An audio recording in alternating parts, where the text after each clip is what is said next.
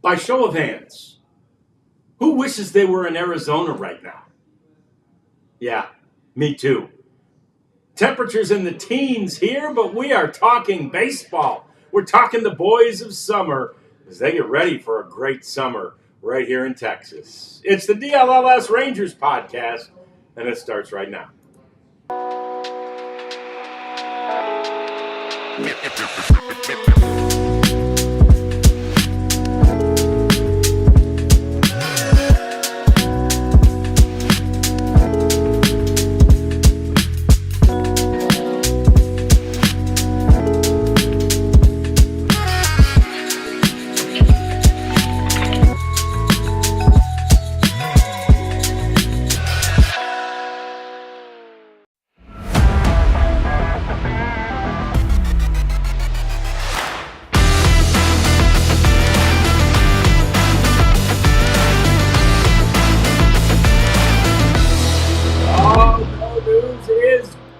News this time of year as your Texas Rangers are 2 days deep into spring training, at least 2 days deep into the pitchers and catchers portion of spring training as we welcome you into the DLLS Rangers podcast. You see J-Dub there, Jeff Wilson in Arizona. He didn't have to raise his hand.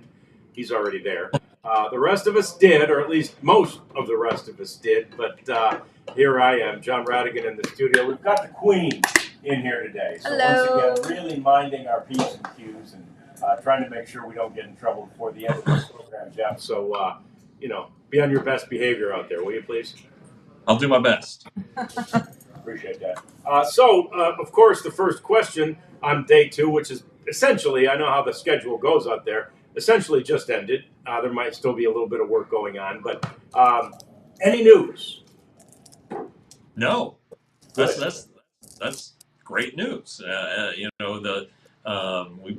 Bruce Bochy came in, and we always give him the opportunity. Do you have any updates for us or anything like that?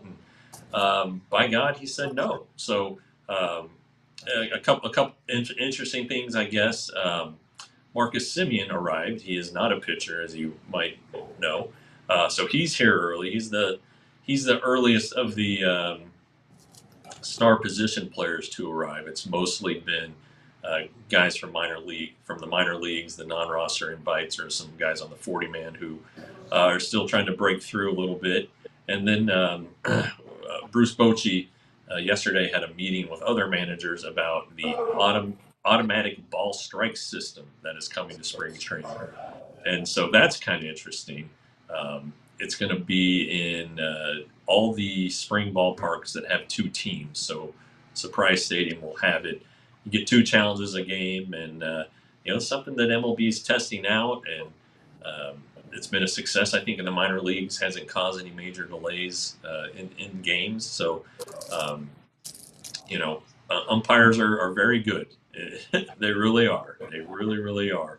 But they can't make them all right. So this is just an opportunity to improve the game and do it on a trial basis. So, if that counts as news, then that's the news, guys.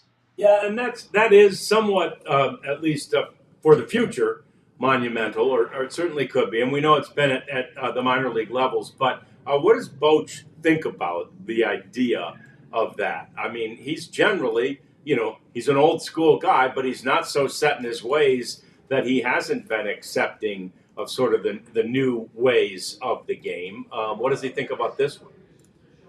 It sounds like he's all for it. It's only 2 challenges a game. And he keeps saying, the word he kept saying over and over was it's going to be entertaining, and if you think of like a tennis match or whatever, a Grand Slam, if you're watching a Grand Slam tennis match and a player calls for a challenge, the crowd usually starts clapping, and then, the call is made up there on the video board and it's over. So, I think some people have a concern that it would take away from the value of pitch receiving, a catcher's ability to frame and receive balls. And then I posed that question, and he said, I don't think so, because you only get 2 challenges. So after 2 challenges are up, pitch framing matters. So it'll be interesting to see how it goes this spring. And I would expect if it goes well, then I don't know if they enact it for this season. Not something they would do mid-flight, and I don't think. I'm not sure all the technology exists in all the ballparks, but if it's a success here, I bet it's in the game next year. So, and how would it work? Would there be no home plate umpire? There's an umpire. There's a home plate umpire because you still have to call the obvious ones that are down the middle. So he calls the game, and if a batter or a pitcher disagrees, they tap their helmet, and boom, they go to the replay. But you only get to do it twice. So What, twice per team? Yeah, you don't want to get a hothead out there. So we'll see.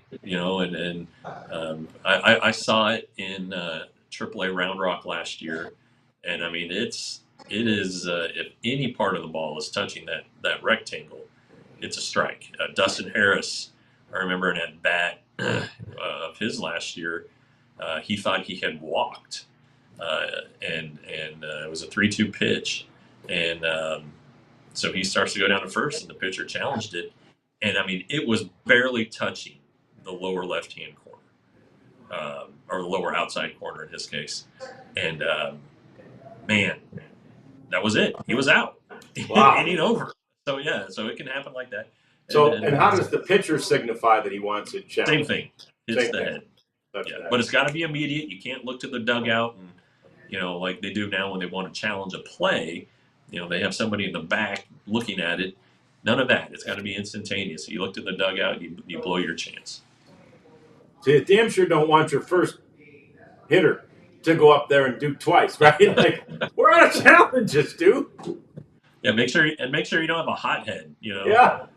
Make sure if the pitcher's getting pissed out there that the catcher is the one who makes the call. So it's only the pitcher, the catcher, or the batter who can challenge the call.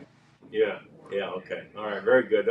That's newsy. It's interesting. It'll be interesting to see how that plays out during the course of spring training. And I'm sure, like Poach is saying, where the entertainment value comes in is, trying to save it for just that right time if you can, and end an inning or end a game.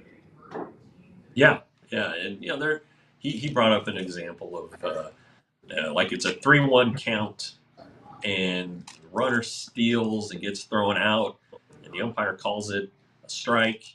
Well, the batter challenges it. It turns out to be a ball, so it's ball 4. So instead of having bases empty, or batter up with a 3-2 count and nobody on base, have runners at first and second because the stolen base would be nullified in that situation. So some stuff will happen. Some stuff will definitely happen, but I think giving it a shot here will give the guys in the minors who have seen it. It's no big deal for them, but for Marcus Semien and Corey Seager have never seen it. I think they'll enjoy it and see what it's all about. Yeah, that's cool. The only real news yesterday, and I saw everything you wrote yesterday, and the one story you wrote, we could just call it the "Don't Panic" story, right? So I don't want to panic, and I love the tone of that. It's like stuff is going to happen. But yeah. The Robert Garcia news, if you will, from yesterday. I'm not panicking, but I'm asking. Yeah, it's obvious when somebody's hurt because they're either not out there or they're out there and not doing anything. Well, the team was warming up, the pitchers were warming up, and Robert Garcia was not throwing a baseball. So it's like, well, that raises your curiosity level. And it was addressed by Chris Young afterward when we talked to him. And it's nerve irritation in his forearm. He's a left-hander. And Chris said he's just going to be off the mound a couple of days. He saw Keith Meister. He went through pitching fielding practices, and today he was playing catch. So it does seem like just a minor thing. Apparently he's ahead of his normal schedule as far as off-season workouts and readiness for camp. So the Rangers don't think it's anything big. T.R. Sullivan always told the young reporters, and he tweeted this out after Anthony Davis got hurt, never underestimate what a team says about the severity of an injury. And so, yeah, you're always cautious about it. You report what they tell you. But there are some people in my Twitter notifications who are like, "Oh my God, this is the shades of the Corey Kluber trade." It's like it's not even close to that guy. No. All right, it's not even close. So don't worry about it. Somebody else is going to get hurt or feel something, and the Rangers are going to err on the side of caution and sit him down for a couple days. It's going to happen. It could happen tomorrow. Honestly, if anybody is sore tomorrow, if the rain, there's rain in the forecast here. If it rains and the fields are wet, people aren't going to be out there running if they're sore. Okay, that's just the nature of the beast. So, but yeah, I mean, if you want to say what's the newsiest thing that's happened so far in spring training, it's the Robert Garcia injury update, if you will. Yeah. All right. So we know that rather Evaldi and DeGrom both threw day before yesterday. So does that mean they were back out there again today, actually throwing? No, they're on the schedule for tomorrow. I think the way it will work out, and I'm spitballing here, is that the first full squad workout is on the 17th, and that's generally when live batting practice begins. So you could see these guys bounce back in 2 days, and then on Monday throw live BP or Tuesday throw live BP.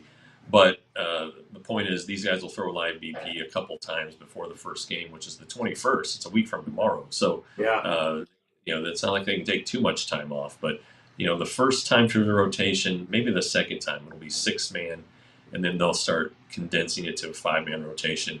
But I'm very excited to see DeGrom tomorrow. He won't be throwing at his maximum effort, but his 90% is a lot of people's 100%. So it'll be fun to see, be fun to talk to. I tell you what, nobody in camp so far, granted it's only been 2 days, is in a better mood than Jacob DeGrom. He's making jokes. At one of those videos, I think it was one of the videos from yesterday. I don't remember which one. I think it was Rocker. DeGrom finished his work and came over. He saw me and he just stood right in front of me. Just to mess with you. It up. And I walked out today together and like, what are you doing today? I was like, well, I'm about to go do my podcast. He goes, you have a podcast? And he's been on it. He was on the weekly show before, and I said, well, I've got two. He goes, is anybody watching? So just making jokes and having a good time. This guy's in a great mood. That's awesome. Yeah, that's great. Now that he knows, we'll have to get him on this one. Yeah, I told him, hey, we're always trying to get players, and he quickly went to his car, but that's all right. Beautiful. All right, and then so today I see from some of the video you sent, a very long-haired John Gray was one of the guys that threw. He did. John Gray, there you see him and all of his hair. He threw. Cody Bradford threw. So those are some guys who could really be in the rotation. A bunch of relievers threw. You see Adrian Hauser there on the right side of the frame. He's probably being stretched out as a starter right now, and he's on a non-roster deal. But there's Bruce Bochy hobbling around. But the unmistakable gait of Bochy. Hauser has been a good pitcher in the past, and he might make some decisions tough. If the Rangers need two multiple inning relievers who can piggyback, Adrian Hauser might be the guy. So there's a lot to watch. There's 4 guys throwing at a time, and it's fun. But Gray's always fun to watch because he's pretty animated in his bullpens, and he didn't cuss in that clip, I don't believe, but he did have a couple of choice words after a few of his pitches didn't go the right way. But John seems to be in a good place too. Yeah, that's good. Have you talked to him yet, or you just nothing more than just hey man, how's it going? He was on the weekly podcast a couple of weeks ago when we talked about the closer thing, and it's different than it used to be. These guys show up and immediately they have something to do. They don't just get to sit around anymore like they used to. It's go get treatment or go get loose or do something that's just changed with, I don't know, medical advances, if you will, or conditioning advances. you really have to work pretty fast and get the timing right to get these guys to talk, and they're willing to do it if they have the time. But it can be tricky. But definitely somebody to always to talk to. He's a good interview, a good guy to talk to, and it's a big year for him going into his last year of his contract. So. Um, guys always seem to do a little bit better in their walk year. So let's see if that holds true with John. Heard the lovely bell out there. Jeff, you going to be comfortable doing one of the spots? Yeah, I'll do game time. You got game time coming up in a minute. We've got more coming up on the show. Talk more about Cody Bradford and about one of Jeff's articles yesterday. He wrote it yesterday. It appeared today, and it's about the closer situation. Let's do that next on the DLLS Rangers podcast. But first, we talk Shady Rays, the greatest sunglasses out there. They're the greatest known to man, as far as I'm concerned. Love my Shady Rays. We'll be getting more varieties, more styles of the Shady Rays. My trip to Arizona is tentative yet, but we're working on some things, and definitely we'll get a new pair before then if that trip comes to fruition. So I encourage you to do the same thing. They're great shades. They're durable. They're long-lasting. They're replaced if they break or they don't work or they get scratched, even lost. I'll have to figure out. I'll probably lose a pair. I'll have to figure out how that works. If I lose them, you replace them. Cool. In any event, you should go to ShadyRays.com, get your polarized sunglasses, and use the code DLLS. This isn't just a small percentage off. It's 35% off. That's a big savings on Shady Rays. So go to ShadyRays.com and use the code DLLS. You get a nice big discount with the first time you use the Game Time app, too. It's $20 off when you use the code DLLS on your first purchase. Game Time is really, it's hard to beat this app if you're looking for tickets to events, be it sporting events, concerts, plays, comedy shows, whatever. These guys have it, college, pro sports. And the best thing that I keep harping on is there are no hidden fees. The price you see when you do the search for your game is the price you get at checkout. No hidden fees. You can also check out your seat, the view from your seat, so you don't end up sitting behind a post. You can't see who you're going to be sitting next to, so Game Time has no control over that. But if you want to go to an event and don't want the hassle of going through the fees and all of that, download the Game Time app today. Use the code DLLS and you will get $20 off that first purchase. Nailed it. Nailed it. Whoa. Yep, I'm doing good. Yeah. Beautiful. We were on it. That was two exactly. Just as if we were both in here staring at this clock that counts us down. So well done, Jeff, and good story about the closers. It looked to me as though you had an opportunity to talk to most of the guys who are candidates. And I also loved that most of the guys are saying, give me the damn ball. Right? They all want to be closer. Sure. I mean, hey, closer. Big money if you're really good. Not that these guys are making are making minimum wage, but first up, Chris Martin. It was his first time back in Surprise since 2019 when he was with the club, and he looks the same, a little grayer. He's added 3 kids to his family in the last 5 years, so that's pretty impressive. But he's a good guy, and we asked him. He's the most experienced guy. He has the most career saves. It's 15, I believe. So it's not like he's got 175 like David Robertson did last year at the start of spring training. He's at 15. So he is the most experienced guy. He said he's learned a lot since he was here. He pitched in the World Series for the Braves in 21 and pitched really, really well. And that kind of gave him some confidence that he could pitch in any situation. Sean Armstrong, who's kind of he had a pretty interesting say about why he chose the Rangers. He said they're into analytics, but they also have the old school guys like Bochy and Maddox, and so that's kind of what drives him. He was really good for the Rays in 2023. Fantastic. Just go look at those numbers. A little bit of a down year last year, but feels like he can rebound. And Jacob Webb, talked to him in Frisco during the winter caravan stop there, and he was like, everybody wants to be a closer, man. So his strength is his ability to get out left-handed hitters. He's a right-hander, but his changeup really neutralizes left-handed bats. So those are probably the top three. Garcia, I think, has a chance. Just he's got stuff. He's left-handed, but it also sounds like it could be committee. There may not be one guy. It could depend on what three hitters are coming up in a certain situation. They call them pockets these days, and a certain pitcher may just be the right matchup in the ninth inning. So we'll see how it plays out, but it's going to be a storyline throughout camp.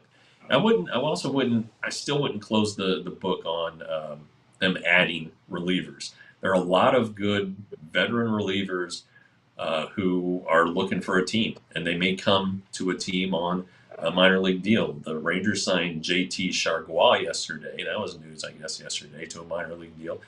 Go back and look at this guy's numbers with the Mariners, man. They're pretty solid. This is a very capable guy. And of course, there are some big names still out there unsigned, like Kyle Finnegan, David Robertson. So who knows? Who knows what the price will be, if their prices will come down. Chris Young did say that there's nothing pending on the 40-man front, but it sounds like they're working pretty hard to get some more guys in here on minor league deals. Yeah, and of course that would become the challenge, right? If somebody, let's say even Jesse Chavez, who's there on a minor league deal, if Jesse makes the club, they got to make room for him on the 40-man roster somehow. Right, and you can slide Josh Sports to the 60-day IL. So there's one spot, but then it gets tough, and then you start. You saw guys like Owen White designated for assignment, Sam Huff designated for assignment.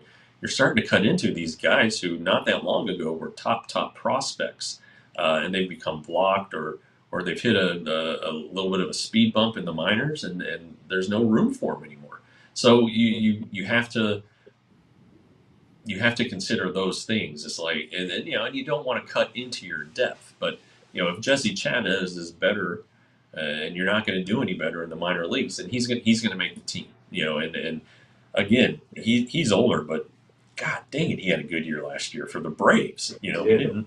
There were some pressure situations he was pitching in. So I keep saying this. It's going to all play out, and we've got 6 weeks until the decisions are made. Guys will get hurt. And guys won't be available for opening day. Just things like that will happen. That'll, change all these projections that you're starting to see on the roster. I'm going to do one myself. I'll be guilty of it as well.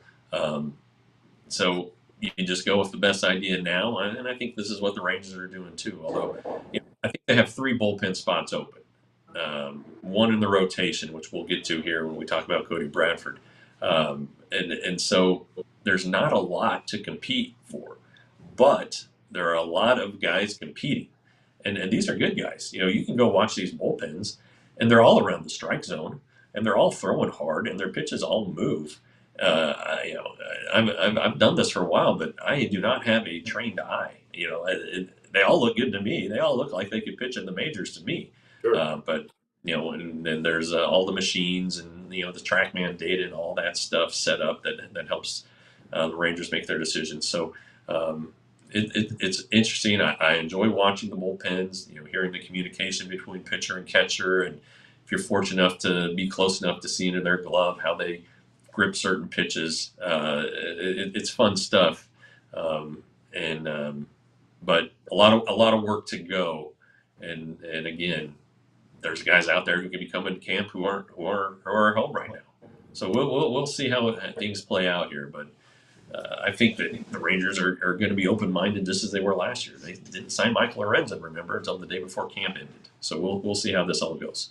Yeah, and you make a great point about that. Those of us, you and me in particular, and lots of our colleagues who are around it almost daily, but don't see it the same way that coaches certainly do, but even in most cases, another player, right? A player can just look at a guy and go, "I can't throw." And you're like, Yeah. It looks great to me. Yeah. Throwing 90, the ball's moving. Yeah, nothing, and typically they're right. I mean, it's I suppose it's a training that comes through doing. Yeah, John Gray, for instance, today threw a changeup, and I mean it was like, at the knees. It looked like it was on the inside corner, and he was not happy with the pitch at all. And I don't know if it moved back on him or what, but it looked like a great pitch, and maybe a hitter thought it was a great pitch too. Maybe that's the problem. And then yesterday, some guys, including Greg, were watching Jake Latz throw, and he snapped off a curveball, and these guys were like, "Whoa!" So I think if one of your fellow pitchers, if a peer is impressed with a pitch, it must be a pretty good pitch. Yeah. But yeah, and I remember one of my first springs. There was a guy, I don't even remember his name anymore. He's about 6'6", just long and lean. And I watched his bullpen, and man, I thought he was throwing like 100. I mean, it was just coming out hot. And I went up to somebody and I said, "Hey, do you have a gun on that guy?" And they're like, "Yeah, it was 91, 92." I was like, "What? That's it?" So I mean, it does take a little seasoning, if you will, to know what's good and what isn't.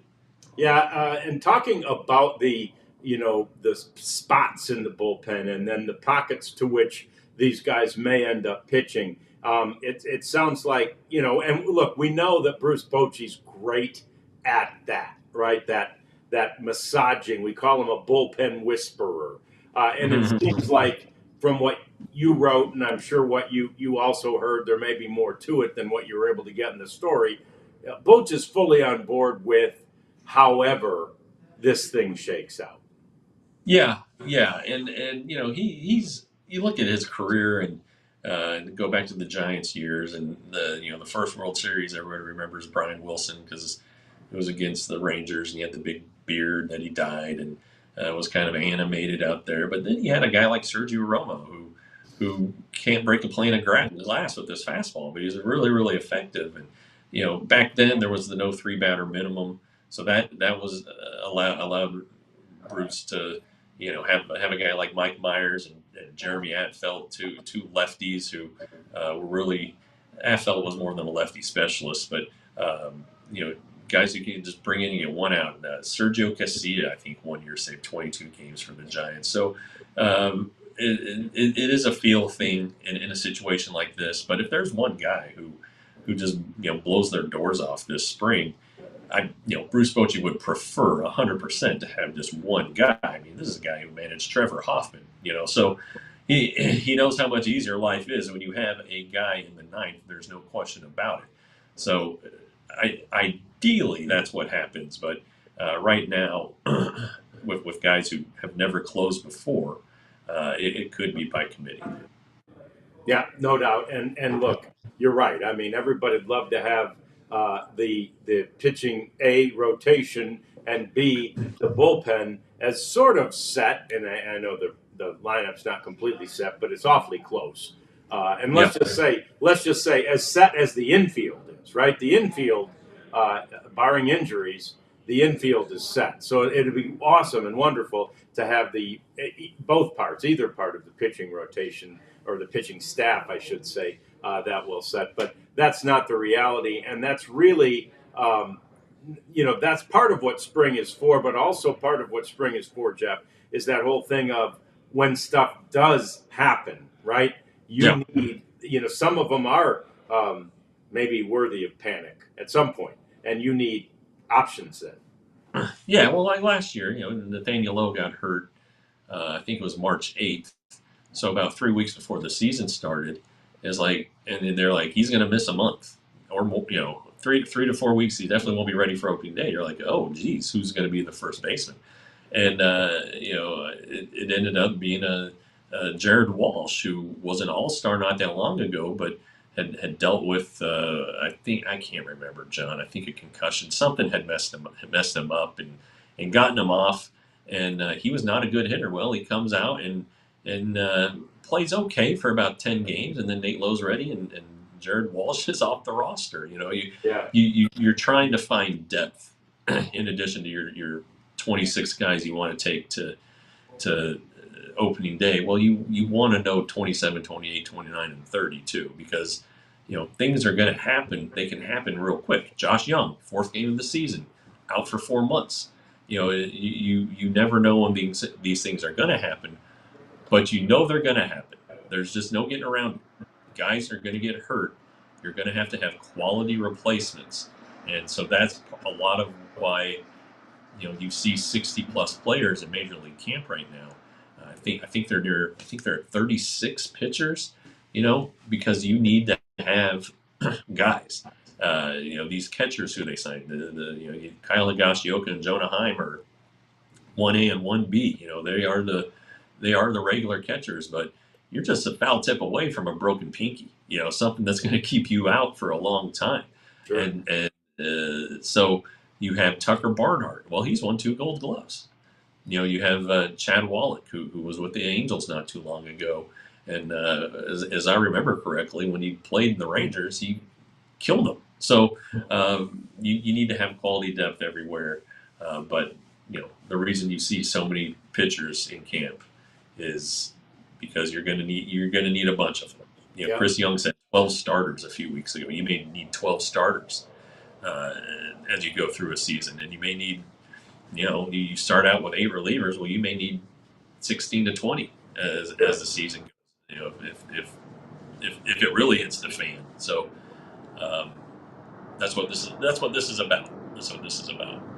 Yeah, fantastic. More coming up as we talk. Cody Bradford next, and we want to get to some of your questions coming up in the next segment too. We'll definitely do that as the DLLS Rangers podcast continues in a moment. First it's ice shaker time, and it's a beautiful unit to take to the gym. It's I was going to say cup, and then I was going to say workout. It's more than all that. It's an agitator. It's a cup. It's insulated. It's tin or metal. I don't know what kind of metal that is, but it's a great metal that doesn't absorb your things. It's invented by the Gronkowski brothers, of which there are like 4 or 5, and they've already sold 1 million units of these, maybe more by now since we've started advertising, and so many of you have been snatching them up. But it's a really good product for you to take to the gym, and it'll mix up your energy drink or whatever it is that you might have with you when you're going to work out at the gym. They say it's also usable for mixing things up. I don't know what you'd mix up, but like at your tailgate party. So you'll have to figure that one out on your own. But you can do it. I swear the agitator works in multiple ways. IceShaker.com. Code ALLCITY25, and you get 25% off. Yeah, if you're going to be mixing cocktails, you might as well do it under the glow of a neon sign, and that's where Saturday Neon comes in. A couple buddies up there, I believe in Colorado, decided, hey, let's make some signs, and they did, and they do it with LED lights. So these things are A, affordable, B, durable, and am I doing the alphabet or numbers? C, they just look good. So go ahead and go to SaturdayNeon.com. They're licensed with around 50 college programs, some in the state of Texas. Unfortunately, not the 2 in the Metroplex. But those are coming because we're going to make a call and we're going to tell them, hey, you got to do it. Plus, you can get your own sign made. So go to SaturdayNeon.com and you can get 10% off when you use the code DLLS. I didn't run my timer this time, so I don't know how I'm doing. You were close. You were about 3 over, but I was actually over. So that's on me. I had a clock. Yeah, it is. I got distracted by my own little joke about mixing the drinks at the tailgate party. I distracted my damn self. So that it was totally worth it. Yeah. Well, thank you. So Cody Bradford, he was obviously today was one of his throwing days, right? That video we see is today. Yeah. Yep. He threw a bullpen.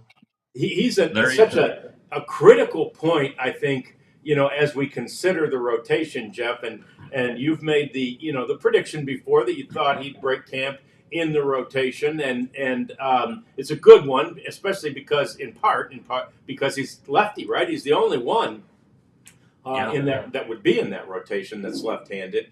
But man, it's crowded. right? You've obviously at the top got DeGrom and Evaldi. You got Tyler Malley, who's making $16.5 million. You got John Gray, who's done it and can do it, for long stretches of innings and things, and is nasty. And then you've got Kamar Rocker and Bradford. It seems to me sort of battling for that fifth starter spot. Is that how it's kind of appearing, even as we get to throw in the baseball? Yeah, that's a pretty good feel for it. I think that, um, yeah, yeah. All right, who has a higher upside? Who's the more talented pitcher? It's probably Kumar Rocker. All right, but um, outs are outs, no matter how you get them. And Cody Bradford got a lot of outs. You could argue that he was the Rangers' best starting pitcher last year. I know he was injured and missed some time, but he was good before and he was good after. And 3.54 ERA, 1.009 WHIP, which is a fantastic number. That means that Cody has great command, doesn't and great control, doesn't issue a bunch of walks, and doesn't give up a bunch of hits. He does pitch to contact. There's no question about it. But last year, for the most part, it wasn't hard contact. Now, if he misses with his 89 mile per hour fastball, there's a chance that it's going to get hit really hard and go a long way. But he has just pinpoint command. His changeup is an out pitch, no question about it. He added a curveball last year that is just keeps guys off balance. And I told the story, and if you saw the weekly podcast he was on, his curveball he threw on the first inning of his first start last year to Seiya Suzuki, the Cubs outfielder, and Suzuki turned around and looked at the dugout. It's like, what the hell was that? Or that's not on the scouting report. So it's just something else that hitters have to be aware of with him. And he's so tall and long that the fastball, while it's not hard, it plays harder because it gets on hitters sooner. So, look, this guy's prepared. He has a good mix. He went, if you're worried about him going through the batting order 3 times, well, he did that a lot last year. I just feel like Cody Bradford's in the rotation. He's definitely on the team. When we're talking about 3 bullpen openings, the Rangers need some guys who can pitch 2 or 3 innings at a time to piggyback, if you will, off of Jacob DeGrom or Rocker or even Tyler Malley. Cody Bradford's on the team. It's just a matter of what role he's going to be. And I think that he has a great shot at being in the rotation. I would actually put him ahead of Rocker. I know Rocker's talented, has all the upside, but Kumar Rocker still has some learning to do. And plus there is the innings limit for him. They're not going to put him on like a 50 or 60 pitch limit. He's thrown 120 in his career in college. That's kind of the threshold, and they'll work from there. But and as Chris Young told me, almost chided me really the other day. 120 innings is a lot of a season, and he's right. But you got to get through a whole season and figure out how to do it. And I think Cody Bradford could start the year in the rotation. Will definitely be in the rotation at some point during the season. And the Rangers are incredibly confident in this guy. Bruce Bochy loves him. Yeah. Now again, and to CY's point, 120 innings is a lot of the season. I mean, it's the whole season if you only pitch 4 innings a game, right? Yeah. Then you've got 30 starts in at 120. Yeah. But obviously you want them to pitch more than 4 unless you just continue to do the piggyback thing. I'm not positive, though, that is it seems to me like that idea, that piggyback thing, is more of a occasionally and or a stopgap, but not a modus operandi going forward. Yeah, I don't know if it's sustainable. I'm sorry about the Jets. I don't know if that's an F-24 or whatever it is, but an F-15. But Luke Air Force Base is just to the south here, and this is a standard daily spring training noise that you hear. So apologize for that. They usually have a couple partners coming right behind them. So anyway, but to your point, John, I don't know that piggybacking is sustainable because you do need those guys who are going multiple innings to pitch at least one other time during the week. and give you something else. Otherwise, you're working with a 6-man bullpen, and that's not easy to do. The 6-man rotation also isn't going to happen.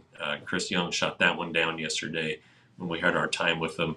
And he brought up a good point. He goes, it's great for the rotation, but it's bad for the bullpen because you have one less reliever. So that doesn't mean at times you won't see a 6 starter, during a long stretch with only a day off or maybe no day off. Kind of how Jack Leiter made his MLB debut. They dropped him in last year during a long stretch just to give everybody a day off. So you'll see some of that. But I think it's going to be 5 guys. And right now, 2 days into camp, we'll see what happens on day 40. But I'm pretty convinced that Cody Bradford's going to be in the rotation. Okay, very good. We'll see what happens, and we'll keep our fingers crossed. He's a good guy, and he's a bulldog. We've said that many, many times that he is one of those guys, that you want sort of in your foxhole or on your mound, as it were, and a local kid to boot. So all those are good things. Let's start reeling through some of these questions, Jeff. And there was one in there in the chat earlier when you mentioned Jack Leiter, wondering if both Rocker and Leiter will break camp on the Major League roster. Again, way back as far as the Fan Fest, CY was saying, the expectation is that both will help at the big league level this year. Both are going to be counted on at the big league level. Is that still the messaging from CY? Yeah, these guys, they're being stretched out as starting pitchers, obviously, and it's better to stretch them out early than have to scramble and do it late. He also reinforced Jack Leiter was the Pacific Coast League Pitcher of the Year last year. All right, it's a hitter-friendly league, and Jack Leiter's numbers were better than any starter in that league. Yes, he had his troubles in the majors at times.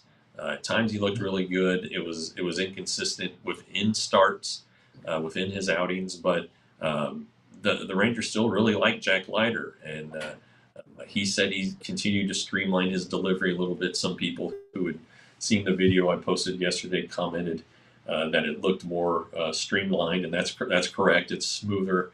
Last year he made a big change, but this year it's just a continuation of that. No major overhaul. He's happy with where all of his pitches are. He's trying a different grip on a changeup. He feels good about his fastball command, which has always been kind of his bugaboo, really, in his 3 years as a professional. But yeah, he's going to get a chance to start. It just may not be until another starter gets hurt or they need a spot start. We don't know. And he could be a reliever. He had a great spring last year. He really made the team. I think that if he has the same spring this year, he'll make the roster. Yeah, fantastic. Another question coming to us from Rarities, who's seen pictures of Jock Peterson in a first baseman's glove and wondering if that's a spot where Jock may play. Now, CY said from the beginning, whether he played in the field last year or not, Peterson, the Rangers are expecting him to get log some time either in the outfield or perhaps here at first base, Jeff. Well, he's played first base a little bit in the majors, so it wouldn't be completely foreign to him. I have not seen Jock, though he's around because his brother Champ is helping out in the clubhouse this year. I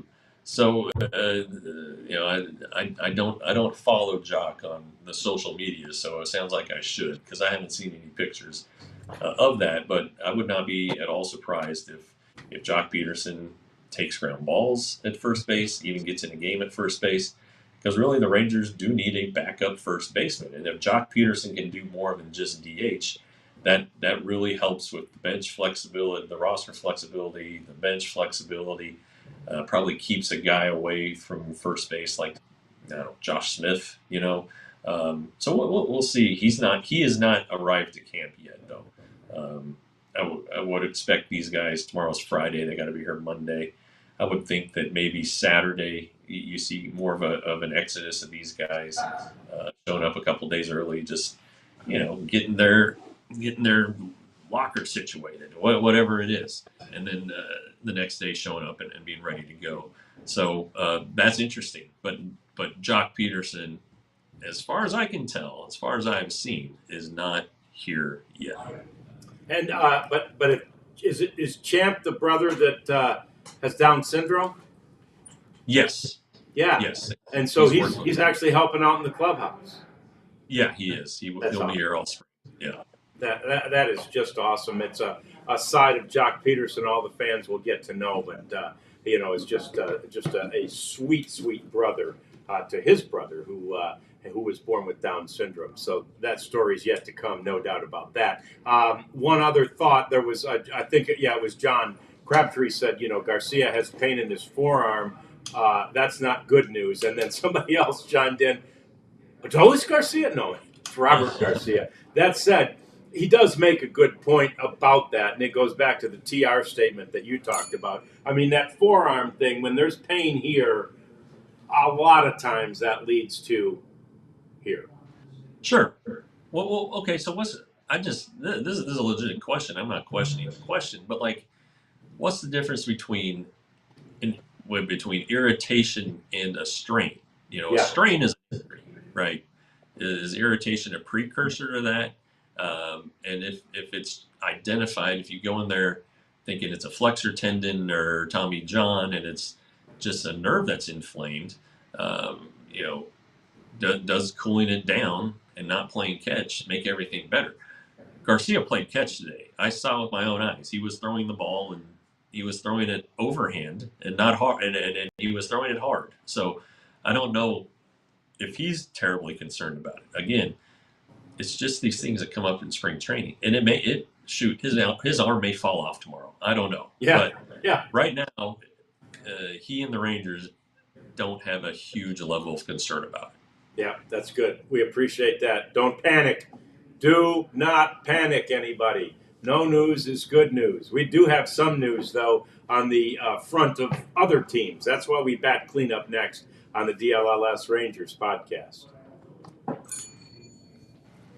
And I encourage you to become a diehard so that you, too, like me, can see all of what Jeff is cranking out content-wise out there in Arizona. Now, you'll see a lot of the stuff he's doing on the social media platforms, but if you want to read the great stories that he wrote, including the one that encourages you not to panic, you got to become a diehard. Get behind that paywall and check out what is there that's happening in spring training. And if it's happening in spring training, Jeff's all over it. He's been doing it for 20 years, and he knows what to look for, and he knows what to ask, and he knows who to talk to. And it's not just Jeff. We've got Tim Cato killing it on the Mavs right now. We, of course, have a couple of different guys, Joseph Hoyt and Clarence Hill, who are doing our Cowboys coverage. That's always a big deal as they assemble their coaching staff.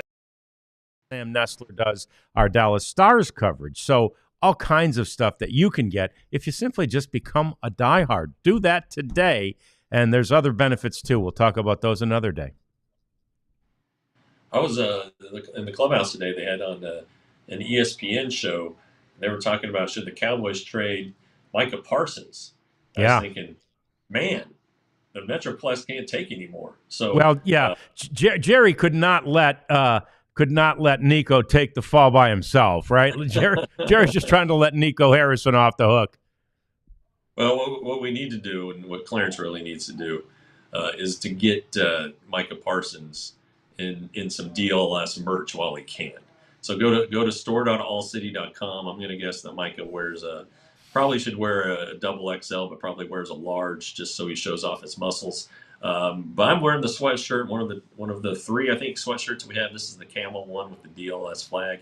Kept me warm today out here in chilly Arizona, at least during the morning time. So go to store.allcitynetwork.com, and keep in mind, you get a free shirt with your diehard membership.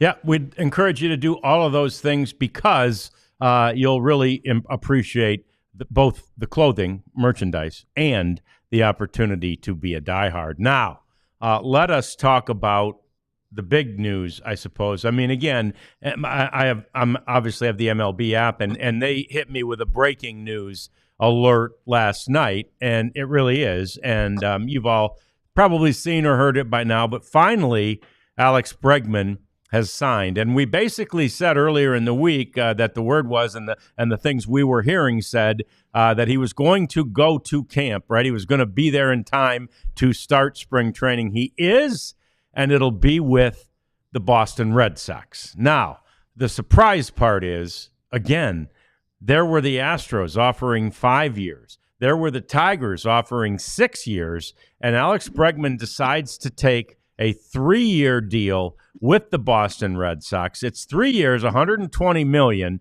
and he does have an opt-out in each of the off seasons, basically, right? So at the end of this year, there's an opt-out. At the end of next year, there's an opt-out. And I do wonder, though, when you look at just the face value, annual value of the contract and of the money, Jeff, he's getting $40 million a year. He definitely wanted to be over what he made last year in a backloaded contract of right around $28 million. He got way over that.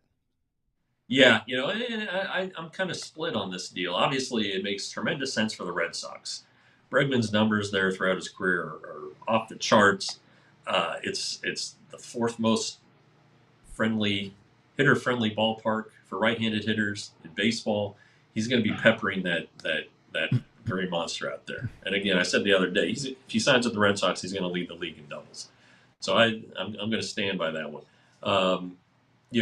But okay, he could have gotten more money from, all the other teams, all the other offers. And the Cubs were offering him $30 million a year. Well, that's more than $28 million. I don't know what this one's. My initial thought was this guy's got a big ego. He just wanted to make a big annual number. Well, he's accomplished that. I think there are some deferrals, but also he is 30.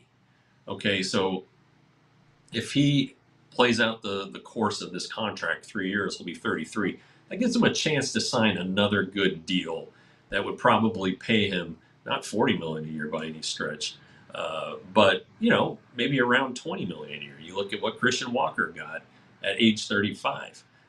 He got $20 million a year from the Astros. So if Bregman can do that, then yeah, he ultimately will have made the best financial decision. So I think you got to look at the long play here. He obviously anticipates being a free agent again before he retires. I thought it was interesting that he's going to be the second baseman in Boston. They aren't going to move Devers across the infield. They're going to keep Tristan Casas at first base. And so Bregman at second is interesting. And shoot, maybe that makes him one of the best second basemen in baseball all of a sudden. And if it does, then that adds to his value too. And he can sign in a few years and play either position. But I don't know if this is a win or a loss for Scott Boras. Yeah, it's a good question. You kind of think of it. I was thinking of it as sort of that cat and mouse game between what the owners appear to be trying to do, and which is exercise a little bit of caution themselves, right, and not sign people to these really long contracts. There are exceptions like Juan Soto where you have to, but I think they're trying to avoid the 6-year deals. The Tigers offered him one. 6 years for $171 million, which is an average of $28 million. It seems like everybody who was in the sweepstakes, Jeff, was trying to honor that request, if you will, of achieving a salary that exceeds last year's salary for him. Yeah, is he a $28 million a year player? That's if he plays a whole year, then he probably is. He's had trouble doing that the last couple of years, but. I think you kind of look at what he could do in Fenway Park offensively.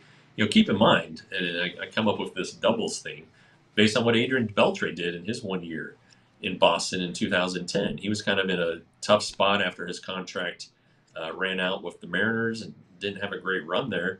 He goes there, and yes, he led the league in doubles. I think he had 49 of them, just again knocking down that wall. And you saw what it did for him. Now that was a true 1 year deal. I think it was 1 year, $10 million, and afterwards, what let the chips fall where they may. And he ended up getting a nice deal with the Rangers. So maybe Bregman does, turn this year. Maybe he bats 330, 45 doubles, and all of a sudden is a hot commodity on the free agent market. But you go back to Boris. He did have some wins this offseason, but Pete Alonso was his client. He took 2 for 54. That's $27 million a year.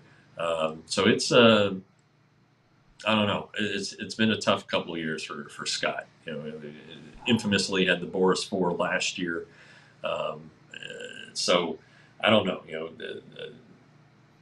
Blake Snell stayed with Boris and signed a nice big deal with the Dodgers early in the offseason. So there are some definite Boris wins, but Bregman, I don't know if I'm ready to count that as a win. Alonso, I'm definitely not counting it as a win, and Anthony Santander, I don't know that I count that as a win either.